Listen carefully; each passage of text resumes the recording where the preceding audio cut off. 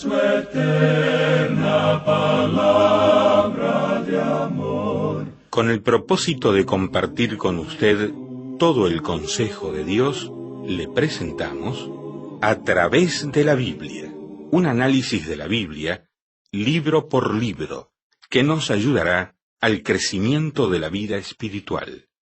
Estos estudios fueron diseñados por el Dr. J. Vernon McGee, destacado maestro y expositor de la Biblia. Le invito a que nos acompañe en este fascinante recorrido de A través de la Biblia. Cuán firme cimiento la palabra de Dios. Es un gusto estar con ustedes otra vez, oyentes, amigos, hermanos en Cristo, de A través de la Biblia. Qué privilegio que tenemos de abrir la palabra de Dios con toda libertad y luego darle aplicación a la vida personal, familiar y colectiva. Vamos a estudiar hoy otro segmento del Evangelio según San Juan, capítulo 18, versos 6 hasta el 28 inclusive. Juan 18, 6 hasta el verso 28, tenga su Biblia abierta y lista para profundizar en el texto bíblico. Vamos a encomendarnos a Dios en oración. Necesitamos de ti, oh Dios, para este tiempo de analizar tu santa palabra. Pisamos tierra santa. Por eso pedimos, oh Dios, que nos guíes. Y oramos agradecidos en el nombre de Jesús. Amén. Continuamos hoy estudiando el capítulo 18 del Evangelio según San Juan, y en nuestro programa anterior dejamos a Jesús hablando con los soldados y demás multitud que había llegado juntamente con Judas para arrestarle. Y vimos cómo Jesús majestuosamente se adelanta y les pregunta que a quién buscan. Ellos le responden, a Jesús Nazareno. Entonces les dice, yo soy. Ahora destacamos el hecho de que esta multitud le llama Jesús Nazareno. No le tributan la majestuosidad que pertenece a él. Rehúsan llamarle el Cristo, pero está bien. De todas maneras, Jesús es un nombre que es sobre todo nombre. El día viene cuando aquellos en la tierra y aún debajo de la tierra, en el mismo infierno, se arrodillarán ante Jesús Nazareno. Pero ahora esta multitud no le confesará como el Salvador, como el Cristo, como el Hijo del Dios vivo. Y continuaremos hoy leyendo el versículo 6 de este capítulo 18 de Juan. Cuando les dijo, yo soy, retrocedieron y cayeron a tierra. Esta multitud no le conocía. Lo más extraño de todo es que en el principio Judas no le conoció. Ahora, ¿por qué no le conoció Judas? El apóstol Pablo nos responde en su segunda carta a los Corintios, capítulo 4, versículos 3 y 4, diciendo, pero si nuestro evangelio está aún encubierto, entre los que se pierden está encubierto, en los cuales el Dios de este siglo cegó el entendimiento de los incrédulos, para que no les resplandezca la luz del evangelio de la gloria de Cristo, el cual es la imagen de Dios.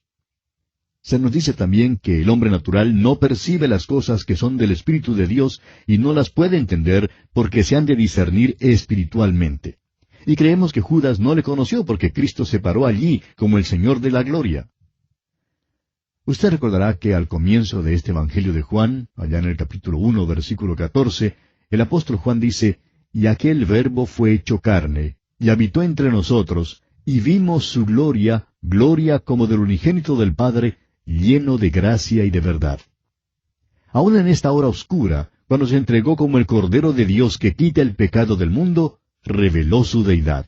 Y entonces los que habían venido para arrestarle, retrocedieron y cayeron a tierra. Reveló a estos hombres que él estaba en completo control de la situación y que no le podían arrestar sin el permiso de él.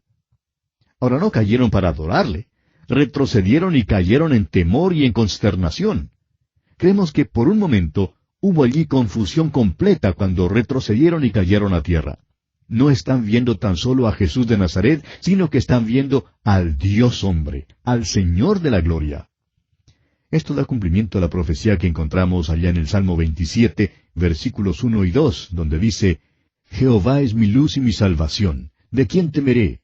Jehová es la fortaleza de mi vida. ¿De quién he de atemorizarme?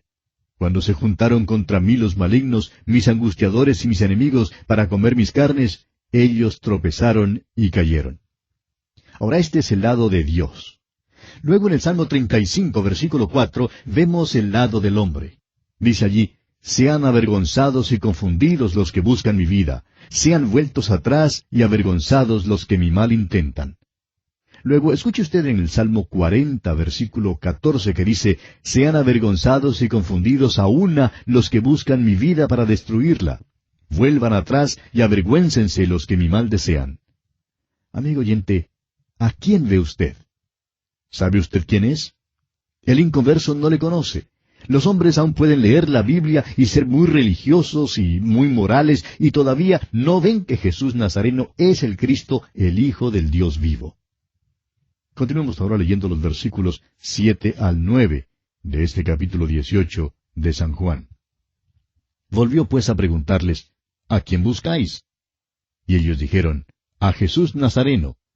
Respondió Jesús, os he dicho que yo soy. Pues si me buscáis a mí, dejad ir a estos. Para que se cumpliese aquello que había dicho, de los que me diste, no perdí ninguno. Fíjese usted en su majestuosidad, amigo oyente. Está en control completo de toda la situación. Aún les dice a quién deben arrestar y a quién no deben arrestar. Había la profecía que el pastor sería quitado y las ovejas dispersadas, y Jesús había dicho que no había perdido ninguna. Los discípulos no serían capturados. Ahora, ¿no es interesante, amigo oyente, que no les capturaron? Es de esperarse que habrían sido traídos para servir de testigos o como cómplices. Pero no sucedió así. Continuemos leyendo los versículos 10 y 11 de este capítulo 18 de Juan. Entonces Simón Pedro, que tenía una espada, la desenvainó e hirió al siervo del sumo sacerdote y le cortó la oreja derecha, y el siervo se llamaba Malco. Entonces Jesús dijo a Pedro, mete tu espada en la vaina. La copa que el Padre me ha dado, ¿no la he de beber? El doctor Lucas nos dice que Jesús tocó la oreja de Malco y la sanó. Por tanto, no arrestaron a Simón Pedro aún después de este asalto. Jesús había llamado a sus discípulos sus amigos, y debían dejarlos ir libres. Enfoquemos ahora nuestra atención solo por unos instantes en Simón Pedro. Aquel pobre pescador y sin estudios avanzados, probablemente se sentía acongojado por dentro. Había preguntado al Señor por qué no podía ir con él a donde él iba.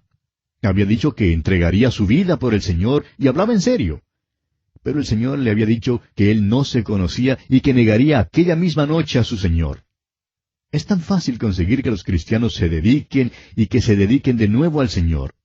Simón Pedro habría pasado adelante para entregar su vida en toda invitación y habría sido sincero. El problema, amigo oyente, es que no podemos producir esto por nuestra propia fuerza. Esta también fue la experiencia del apóstol Pablo. Él dijo que el querer estaba en él, pero que no hallaba cómo hacerlo. Es sólo el poder del Espíritu Santo que puede producir la vida que es entregada a Cristo. Creemos que Pedro se sentía atribulado interiormente y pensaba, yo sí moriré por él. Ahora Pedro es un buen pescador, puede tirar una red con pericia, pero no es un buen espadachín. Le cortó la oreja al siervo del sumo sacerdote, aunque quizá lo que quería era cortarle la cabeza. Nuestro Señor le manda entonces a Pedro a que meta su espada en la vaina porque él se está entregando en manos de sus apresadores. Se está preparando, como él dice, para beber la copa que su Padre le ha dado. Hay varias copas que se mencionan en las Escrituras. Hay la copa de la salvación. Leemos de ella allá en el Salmo 116, versículo 13, donde dice, tomaré la copa de la salvación e invocaré el nombre de Jehová.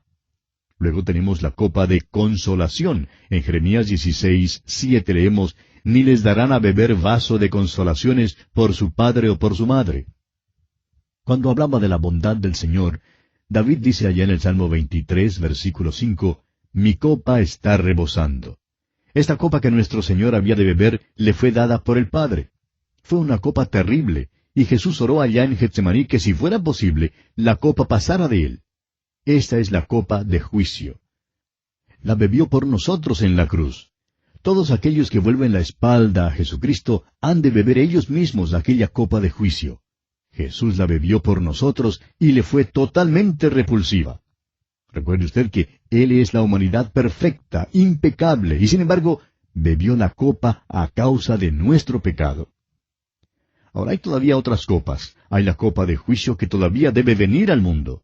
Creemos que son las 7 copas, las 7 plagas postreras en las cuales se consumaba la ira de Dios, y que deben ser derramadas sobre los malos, según se describe allá en el libro de Apocalipsis.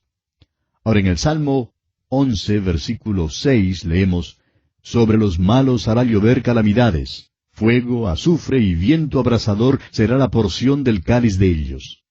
Y en Jeremías capítulo 25, versículo 15 dice, «Porque así me dijo Jehová, Dios de Israel, toma de mi mano la copa del vino de este furor, y da a beber de él a todas las naciones a las cuales yo te envío». Jesús dijo, «La copa que el Padre me ha dado, ¿no la he de beber?». No hay ninguna buena voluntad que sea mayor que esa, amigo oyente. No nos engañemos pensando que el Salvador hizo esto de mala gana. El escritor a los Hebreos nos dice en el capítulo 12 de su carta, versículo 2, «El cual por el gozo puesto delante de él sufrió la cruz, menospreciando el oprobio, y se sentó a la diestra del trono de Dios». Bien, volviendo ahora al capítulo 18 del Evangelio según San Juan que estamos estudiando, leamos los versículos 12 hasta el 14. Entonces la compañía de soldados, el tribuno y los alguaciles de los judíos, prendieron a Jesús y le ataron, y le llevaron primeramente a Anás, porque era suegro de Caifás, que era sumo sacerdote aquel año. Era Caifás el que había dado el consejo a los judíos de que convenía que un solo hombre muriese por el pueblo. Las autoridades religiosas fueron las que conspiraron todo esto y tenían miedo al pueblo. Es por eso que nuestro Señor salió de la ciudad, pero ahora se han mostrado y prosigue en su majestuosidad y en su gloria. Le prendieron y le ataron, aunque eso no era necesario. Él es el Cordero que fue inmolado desde el principio del mundo. No abrirá su boca, dice la Escritura, como oveja delante de sus trasquiladores, enmudece y no se opone. Ahora le llevaron primero a Anás, y notemos que solo Juan nos da ese detalle. Y esto nos conduce a pensar que al parecer Juan estaba en alguna posición para ver algo que los otros no veían.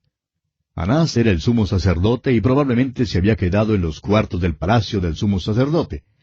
La historia secular testifica que Anás era uno de los sumos sacerdotes más inteligentes, más audaces y también más satánicos de todos. Caifás actuaba oficialmente frente al gobierno romano, pero la verdadera cabeza del grupo religioso era el viejo Anás. Creemos que era el verdadero líder, un político que sabía cómo manejar a Roma. A nuestro parecer, él fue quien conspiró en el arresto y el juicio de Jesús y la crucifixión. Todo el juicio fue una farsa, y creemos que la mano de Anás operaba detrás de todo eso. La llevaron pues primero a Anás. ¿Qué injusticia se ha hecho con los judíos a través de los siglos? Les han culpado por los crímenes de tales hombres como Anás, Caifás y Pilato. No somos responsables de los crímenes de alguien solo porque él sea compatriota nuestro. Hay quienes por siglos han llamado a los judíos los asesinos de Cristo, y esto ha sido la base del antisemitismo en Europa.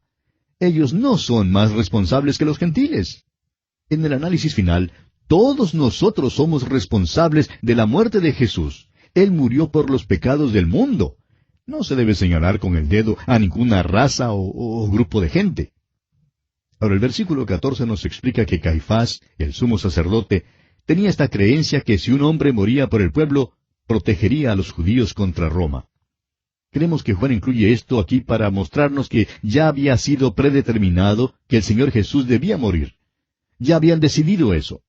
El viejo Anás conocía los detalles y le necesitaban para inventar una acusación contra Jesús que resultara en la pena de muerte. Una acusación que fuera válida ante las autoridades romanas. El juicio, pues, no fue nada más que una farsa. Ahora, en los versículos 15 al 18, tenemos la primera alegación de Simón Pedro. Leamos el versículo 15. Y seguían a Jesús Simón Pedro y otro discípulo. Y este discípulo era conocido del sumo sacerdote y entró con Jesús al patio del sumo sacerdote. Es obvio que aquel otro discípulo era Juan.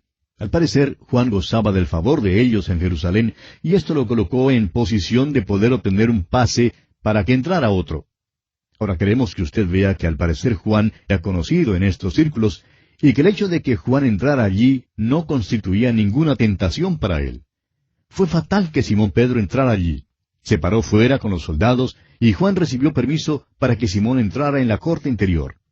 Y queremos que usted vea este pequeño juego escénico en el palacio de Caifás. Continuemos leyendo el versículo 16 de este capítulo 18 de Juan. Mas Pedro estaba fuera, a la puerta. Salió pues el discípulo que era conocido del sumo sacerdote, y habló a la portera, e hizo entrar a Pedro. Amigo oyente, permítanos decir lo siguiente. Usted no tiene ningún derecho a obligar que otro hermano acepte sus ideas en cuanto a la separación. Es posible que otro hermano vaya a donde usted no puede ir. Fue malo que Simón Pedro entrara allí, pero no fue malo para Juan. Podemos ver a Simón Pedro levantando una petición y diciendo, ningún cristiano debe entrar en la puerta del sumo sacerdote, porque allí es donde se verá en apuros. Sin embargo, a Juan le fue posible entrar allí. Juan tiene entrada, pero Pedro es un pobre pescador. Nadie le conoce y no puede entrar. Juan entonces le dice a la muchacha que estaba en la puerta que Pedro era amigo suyo, y entonces Pedro pudo entrar. Ahora Simón Pedro tenía mucho miedo. Es que Juan se sentía cómodo allí, pero Simón Pedro nunca antes se había encontrado con esa gente, con esa multitud. Ahora Pedro tiene la boca grande y simplemente tiene que hablar. Recuerde usted que los otros evangelios nos dicen que las muchachas le distinguieron como Galileo porque su habla le traicionó. Hablaba demasiado, y se puso nervioso allí. Una muchacha entonces causa que Pedro niegue al Señor. Leamos los versículos 17 y 18. Entonces la criada portera dijo a Pedro, ¿no eres tú también de los discípulos de este hombre? Dijo él, no lo soy. Y estaban en pie los siervos y los alguaciles que habían encendido un fuego, porque hacía frío y se calentaban, y también con ellos estaba Pedro en pie, calentándose. Ahora en los versículos siguientes, los versículos 19 al 24, tenemos el juicio de Jesús ante el sumo sacerdote. Leamos primeramente los versículos 19 al 21 de este capítulo 18 de Juan. Y el sumo sacerdote preguntó a Jesús acerca de sus discípulos y de su doctrina. Jesús le respondió, Yo públicamente he hablado al mundo.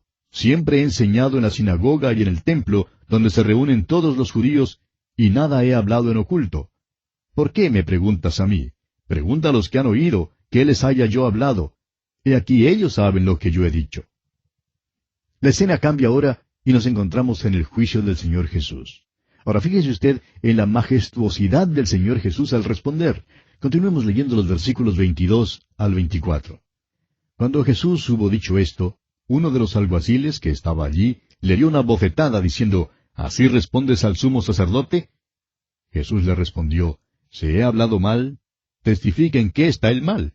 Y si bien, ¿por qué me golpeas? Anás entonces le envió atado a Caifás, el sumo sacerdote. Como usted ve, amigo oyente, Jesús se sujeta a esta clase de humillación. Se entrega para morir por el pecado suyo y por el mío. Sin embargo, Él les hace notar el hecho de que lo que hacen es ilegal y contrario a la ley mosaica. No tienen ningún testimonio de que Él haya actuado mal. Sin embargo, le golpean. Ellos son los que violan la ley. En primer lugar, ningún juicio debía principiar de noche, ni terminar de noche. Un juicio debía comenzar y terminar en el mismo día. No debían golpear a un prisionero que todavía no había sido declarado culpable. Ahora Juan incluye este pequeño versículo para decirnos una vez más que fue Anás quien ató a Jesús. Anás fue quien conspiró y planeó todo este complot diabólico. Ahora en los versículos 25 al 27 encontramos la segunda y tercera negación de Simón Pedro. Leamos estos versículos 25 al 27 del capítulo 18 de Juan. Estaba pues Pedro en pie calentándose y le dijeron, ¿no eres tú de sus discípulos? Él negó y dijo, no lo soy. Uno de los siervos del sumo sacerdote, pariente de aquel a quien Pedro había cortado la oreja, le dijo, ¿no te vi yo en el huerto con él? Negó Pedro otra vez, y enseguida cantó el gallo. Nos enteramos al estudiar los otros evangelios que Pedro salió fuera y que lloró amargamente. Creemos que vio la cara sangrienta y golpeada de nuestro Señor y que vio aquella mirada de los ojos de nuestro Salvador, y entonces fue cuando él salió y lloró a moco tendido, como decimos. Usted sabe que si discutía con un pariente de Malco, debe haber sido una discusión muy vehemente, y Pedro negó a su Señor. Pero gracias a Dios, el Señor estaba en camino a morir por él, y ya le había dicho que había orado a fin de que la fe de Pedro no faltara. Ahora, ¿por qué es que Simón Pedro, el que hizo un acto tan cobarde como Judas, pudo volver al Señor? ¿Por qué? Porque era un hijo de Dios, tenía a Jesucristo en su corazón y quebrantó su corazón saber lo que había hecho. Un hijo de Dios, amigo oyente, puede alejarse de Dios, pero Dios nunca se alejará de él. Usted puede estar muerto para Dios, pero Dios nunca estará muerto para usted. Siempre está allí, siempre está a su disposición. El Señor nunca le dijo a Pedro, bueno, Pedro, lo siento mucho, pero tú me has fallado y simplemente no te puedo usar más. No, amigo oyente. Apareció personalmente a Pedro después de su resurrección y eligió a Pedro para predicar el primer sermón en el día de Pentecostés. Nunca ha habido un sermón como ese. Gracias a Dios por un Salvador y un Señor así. Siempre le recibirá. Ahora en los versículos 28 hasta el 40 tenemos el juicio de Jesús ante Pilato. Comencemos leyendo el versículo 28.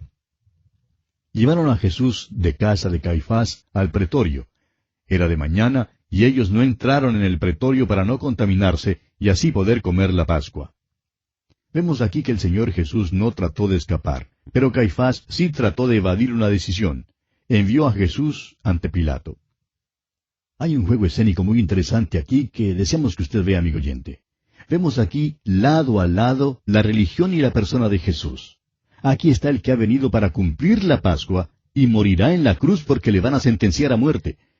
Pero a causa de que quieren comer la Pascua, estos hombres no entrarán en el pretorio. La ley dice que no podían entrar en la casa de un gentil porque se contaminarían, y por tanto no les sería posible comer la Pascua. No harán pues eso. Son escrupulosamente religiosos. Sin embargo, conspiran la muerte de aquel que es el cumplimiento de la Pascua. Amigo oyente, esto debe causar que usted examine su corazón ahora mismo. ¿Es usted religioso o está realmente unido al Señor Jesucristo? Ahora hay otro juego escénico aquí que debemos observar.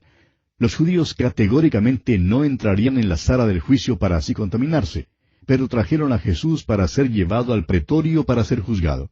Hay pues mucho cambio de escena en este drama, desde afuera hasta adentro. Obsérvele usted. En el versículo 29 dice, salió Pilato a ellos. En el versículo 33, entonces Pilato volvió a entrar en el pretorio. Versículo 38, y cuando hubo dicho esto, salió otra vez a los judíos. Luego en el capítulo 19, versículo 1, así que entonces tomó Pilato a Jesús y le azotó. En el versículo 4, entonces Pilato salió otra vez. El versículo 9, y entró otra vez en el pretorio. Y en el versículo 13, llevó fuera a Jesús. En realidad, a Pilato no le gustaba Jerusalén. Le gustaba más bien Cesarea, ciudad que quedaba en la costa del mar y que tiene una playa bella. Durante la fiesta salía de Cesarea y llegaba a Jerusalén trayendo con él los soldados. Puesto que era gobernador romano, era responsable de guardar orden en ese tiempo, cuando los judíos se reunían de todas partes, y es por eso que en este tiempo estaba en Jerusalén. Y bien, vamos a detenernos aquí, amigo oyente, porque nuestro tiempo ha tocado ya a su fin. Continuaremos, Dios mediante, considerando este aspecto del juicio de Jesús ante Pilato en nuestro próximo programa. Hasta entonces, pues, que el Señor le bendiga abundantemente. Lamentablemente el tiempo se nos ha terminado. ¿Qué le ha parecido el programa? Nos gustaría saber cómo le ayudó. En pocos segundos más le daré la dirección para que nos escriba. Usted puede escuchar, a través de la Biblia, de lunes a viernes, en esta emisora y en este mismo horario. Será un grato placer poder enviarle las notas y bosquejos de este programa. Estos libritos, sin costo para usted, le ayudarán a seguir paso por paso los estudios en cada libro de la Biblia. Su apoyo a este programa es muy importante para que podamos continuar día tras día con estos estudios bíblicos por radio. Pedimos su apoyo en oración y con sus ofrendas y donaciones para que podamos continuar en esta emisora. Si necesita más información o sencillamente para que nos cuente acerca de los beneficios que recibe de este programa, escriba a la siguiente dirección: A través de la Biblia, apartado 2805, Miami, Florida, 33265, 2805, Estados Unidos. Repito, programa A través de la Biblia, apartado 2805, Miami, Florida, 33265, 2805, Estados Unidos. Por correo electrónico, escriba a atv@transmundial.org.